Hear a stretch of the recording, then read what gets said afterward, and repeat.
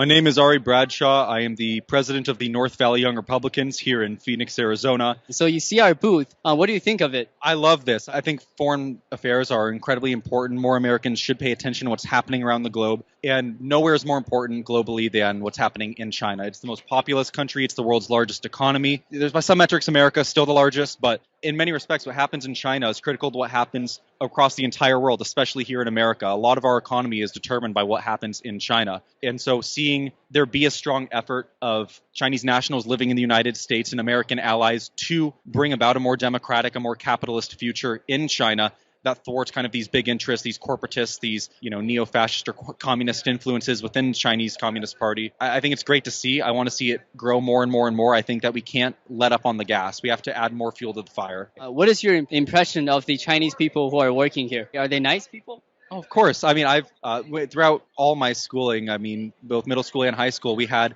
Chinese students coming here studying with Americans, and every Chinese person who comes to America that I've met falls in love with America. They fall in love with the vision that we have for our people here. They fall in love with the opportunity, with the vision of our founders.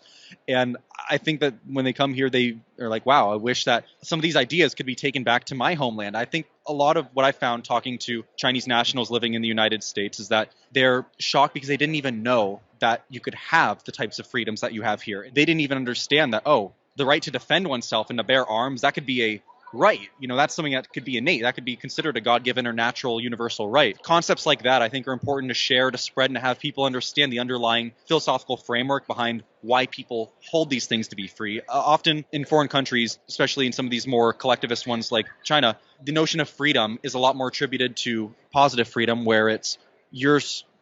Freedom is, if I want to do X, Y, or Z, then I'll have the opportunity to achieve that, rather than negative freedoms, which are freedoms from intervention. And so in America, we try to maximize your negative freedom so there's no one interfering with your path to do what you want to do.